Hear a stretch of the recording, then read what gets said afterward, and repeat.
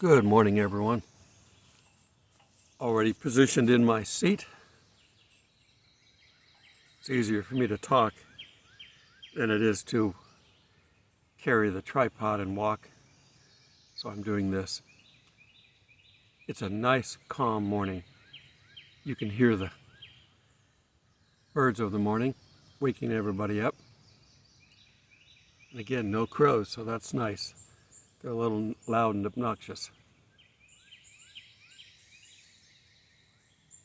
I put a little bit of footage of the river at the end. You can watch it, it's a couple minutes, just so you can see what I get to look at. Okay, well today is the official Memorial Day, where we actually celebrate. It's the day off that we get because it's Monday as I'm recording this. We want to remember all those that gave more than the rest. There are some that didn't come back for more. We want to remember those. The Boy Scouts, which I used to stand behind, I don't anymore because of their wokeness. They would go place flags on graves at various cemeteries. We'd take our troop out and do the same thing to help remember. But even more than the ones that didn't come back, they won't ever hear your thoughts or what our actions are, at least not from here. Remember those that came back minus something. Some had limbs damaged or removed. And they're working through these issues of how to return and find a job, missing an arm or a hand or a leg or both. Remember them because they really have a struggle. It's not overpowering. God can help anybody to overcome anything. And most of them do. So if you see someone like that, thank them for their service and for their gift to mankind. More so than amputees, we also want to remember those that come back with a negative view of the world and with the inability to cope. Through many of the wars, we didn't know what to call it. Today they call it PTSD. There's other various phrases. They used to call it shell shock. But they've seen too much.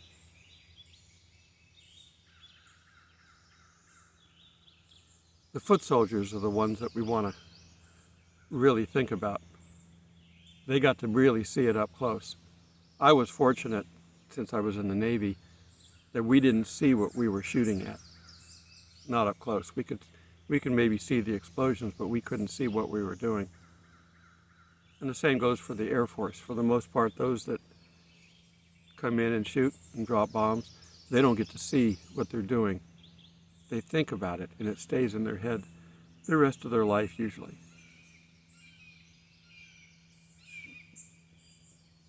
We want to remember them. And we want to remember our Christian brothers and sisters who also died throughout history. The Israelis, the Jews of the day, many of them had to die for their belief, especially the prophets. They were never accepted. And it was a burden for them. We call Jeremiah the weeping prophet for a reason.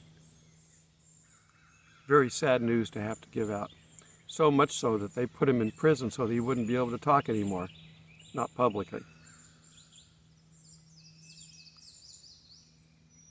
We want to basically build each other up as much as we can now. It's getting worse. Around the world, it's certainly a lot worse than it is here in America. We haven't even begun to taste what the rest of the world is tasting. A lot of the wars going on that I mentioned the names or the numbers of, they're fought over religion. So keep everyone in your prayers. If you have Christian friends, keep them in your prayers. Keep me in your prayers. Anyone on the front lines needs to stay in prayers. YouTube's still trying to stifle this channel. I don't remember numbers this low since I started my channel. Well, obviously the first day I started it was real low.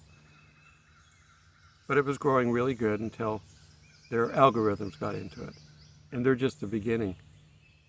They will eventually shut all these channels down. That's why we've created alternates. Now, a lot of the big guys who have large followings and probably churches, my eyes are bothering me this morning. It's all this nature, which I love, but you have to deal with some of the side effects. A lot of the big guys have started their own servers on sites that cannot be blocked. Ultimately, they can turn off anything that has to do with the internet. And we're not fully being targeted for direct attack, but they could put an AI bot out there whose job is to use up the bandwidth. They do it all the time. If you hit a site so many times, it will use up the bandwidth to the point where nobody else can get to it. I won't bother you with the terms, just know that they can do it. There's a number of ways of taking out sites. Every connection, whether it's physical or internal to the network, can be cut off. They just haven't gone that far yet. They don't want us rioting in the streets and overthrowing them. There aren't that many of them. And they would lose if they got the whole world united against them. But that's not the way it's going to happen. It's not going to happen that way because God wants them to get everything they want. God wants the world to have complete autonomy at some point in time, to do whatever they want. It won't satisfy them. But they won't accept God's statement on that. They want to have to try it for themselves. And how many times have we done something stupid because we had to see it for ourselves? So the world's going to do that. And it's going to get punished. Not by God, but simply by the things that they've started. The seals and the trumpets, for the most part, are basically just man's inability to cope with their decisions. They've created a monster that is not going to go away. Not until God's timing steps in. They will realize at the end their mistake. But they will have to go through literally hell on earth to get to that point. So, support your brothers. Keep them going. But you're saying I don't have any money. I'm not talking money. What we need more than anything are prayers. Satan cannot fight prayers. Occupy yourself with God throughout the day. If you can do it full time, that's great. If you can only do it half time, whatever you've got time-wise to do, focus on God and His people. That's the only way we're going to slow this down until we get out of here. We're going to be raptured because it's going to be bad. We're not being raptured because God just wants to see us. He sees us every day, and if we talk to Him every day, we have that fellowship with God every day. Jesus already paid the price for us. The rest of the world doesn't know about it, or does know about it and doesn't want it because they believe the lie. So let's turn to Matthew 18.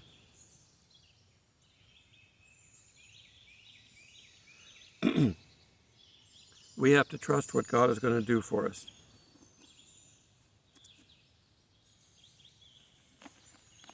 what do I have? 18:21. This is Jesus speaking, and he's got so much good stuff in here, I don't know where to start. But I'm going to stay with my program plan. 18:21. Then Peter came to him and said, Lord, how often shall my brother sin against me and I forgive him? Up to 7 times? No. Jesus has a better answer, always. And Jesus said to him, I do not say to you up to 7 times, but up to 70 times 7. Therefore the kingdom of heaven is like a certain king who wanted to settle accounts with his servants.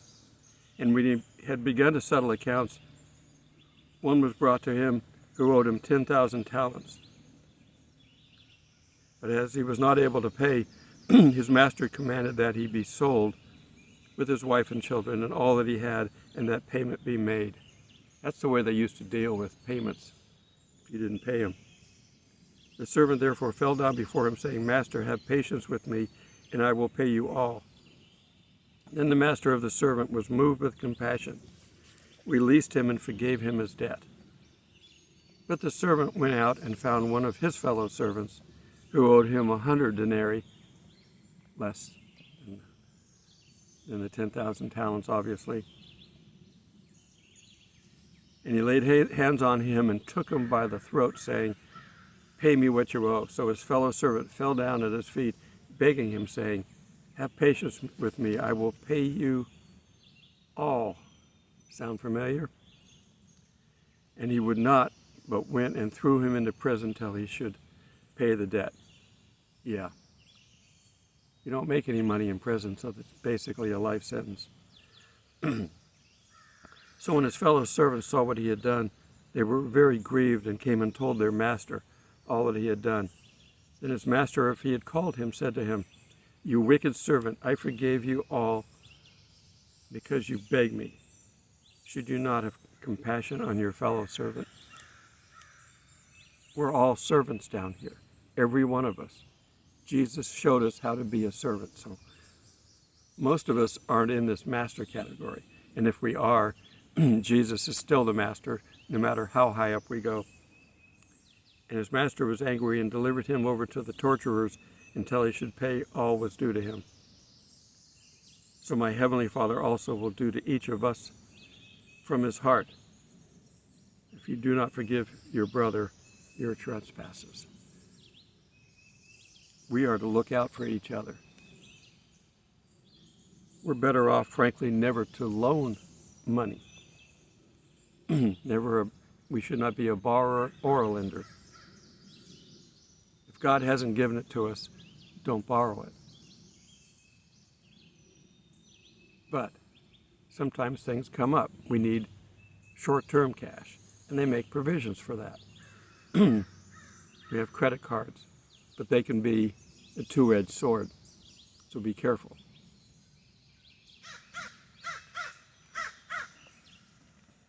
Now I want to step back to 18:15.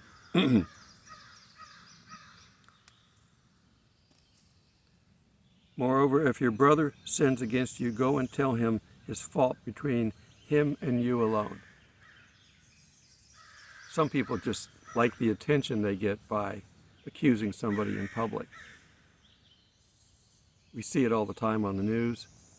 We see it all the time in courts.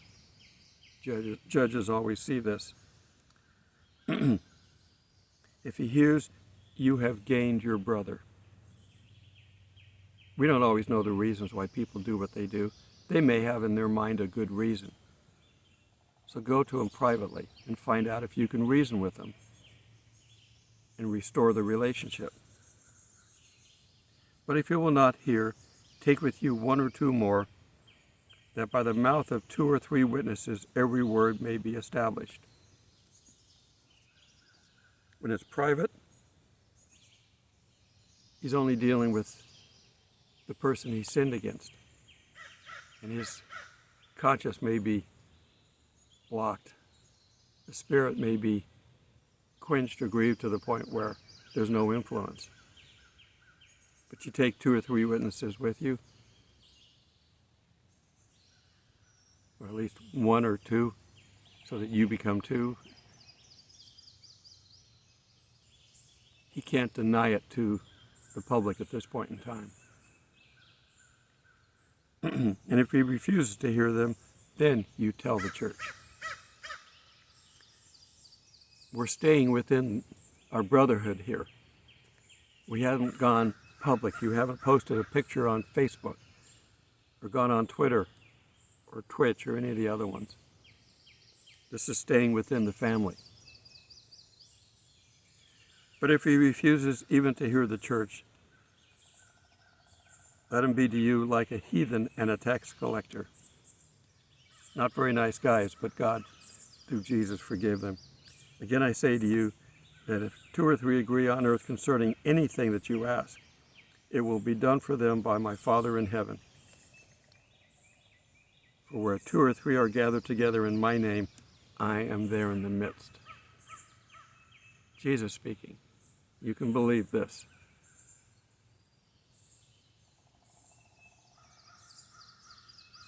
This is stuff that we need to be carrying with us all the time. We get sidetracked. It's so easy to get squirrel. We need to be focused on the Word all the time so we don't forget. Besides having a sinful nature, we can be easily distracted. Satan walks around with his little bag of tricks, and he can throw out fireworks and whatever needs to be. If you have a absolute love for donuts, he's going to have somebody come in to work with a box of donuts. If your doctor told you not to eat them, don't eat them.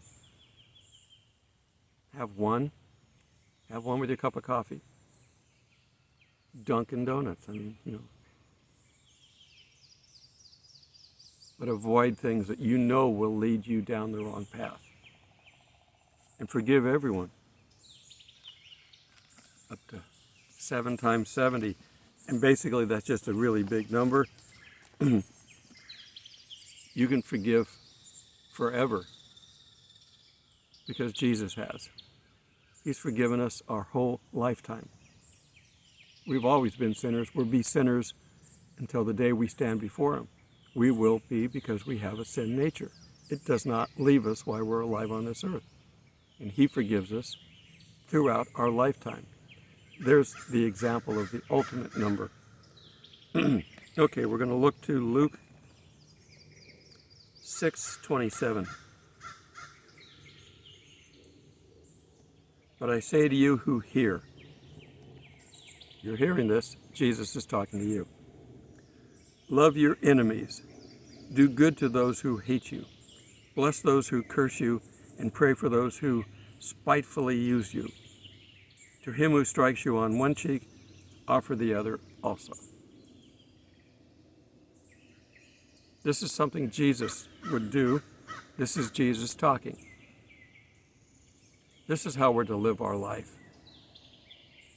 No hate. Now, you see stuff about that. There's signs and memes for that. Now they're talking something different. You notice how Satan always co-opts something God has created or said. But to a degree, they're right. Don't hate the sin. Don't hate the sinner, hate the sin. Everybody can be saved, whatever sin they're involved in.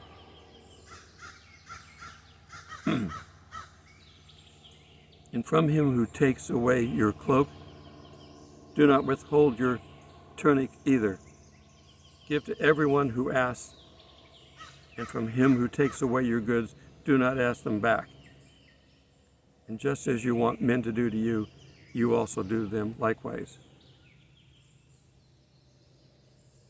And Jesus says, but if you love those who love you, what credit is that to you? Everybody loves those who love them. Only God can love those who hate Him. Many people hate God, and He still loves them. And if you do good to those who do good to you, what credit is that to you? For even sinners do the same. Well, we're all sinners. Non-Christians, I guess. But love your enemies, do good, and lend, hoping for nothing in return. and your reward will be great. Like I said, don't loan anybody money, because now they're going to feel obligated, they feel bad about it. Give the money. So don't give what you can't afford to be without. If you're loaning somebody money knowing that it's your rent money, for instance, and your rent's due in a day and there's no way you can make up that much money, don't do it. Unless God compels you to do it. In which case, it's up to God then to supply that money back to you. But if that guy has no job and you're going to give him $1,000 and you can't live without that $1,000, God has to be very compelling to put you through that. I'm not saying don't, but I'm saying check with God. Don't just check with your heart. Because they will pull on your heartstrings. It will be hard. Figure out what they need. And don't give them money. If they need food, go get them some food or give them some of yours. Sometimes they want the money so they can, you look at the panhandlers. I hand out two things to panhandlers. Well, I hand out water freely because they're in Atlanta and it gets hot when I see them down on the street. I'll give them a tract, and if the tract has it on it, I want to give them the tract, but otherwise I'll give them a food coupon. Now, if they're really hungry, they'll go cash in the coupon. They could sell the coupon, I know. You could give them a ready-to-eat meal, and they could put it down on the ground and give it to their dog. You can't control people's stupidity. Satan has been very stupid throughout his entire life with this planet. He's failed multiple times. He's still stupid. We know the end, and he's still going to fail. And he won't change. That's stupid. That's why I liken the Charlie Brown and Lucy football meme. God's going to pull us out of the way at the last minute, and Satan's going to fall on his back. Fail again.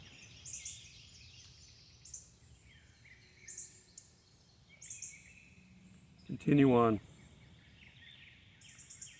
But love your enemies, do good in lending, hoping, and your reward will be great, and you will be sons of the Most High, for he is kind to the unthankful and evil. Therefore be merciful, just as your Father is merciful. Most of all, judge not, and you shall not be judged. Condemn not, and you shall not be condemned. Forgive, and you will be forgiven. Given, it will be given to you. Good measure, pressed down, shaken together, running over, will be put into your bosom.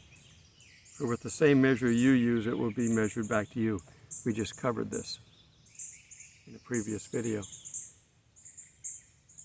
We have example after example of how to live our lives, how to treat people. And we see still so much hate in the world. The people that hate Christians are often confused by those who think they're Christians.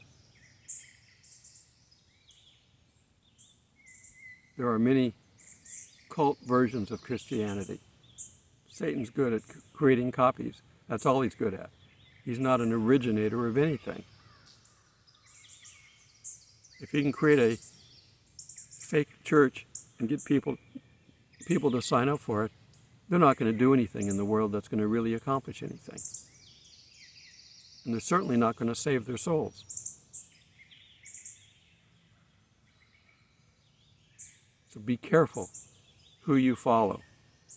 The only being in this universe you should be following is Jesus, who is God.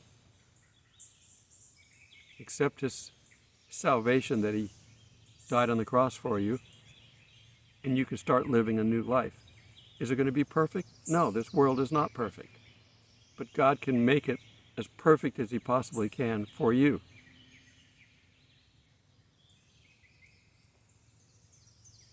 This is my backyard. I am absolutely in love with what I'm doing right now.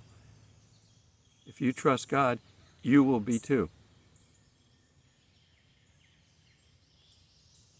Remember to love your brother, obviously, but love your enemy. Pray for your enemy. Pray for our president. Definitely needs a lot of prayer.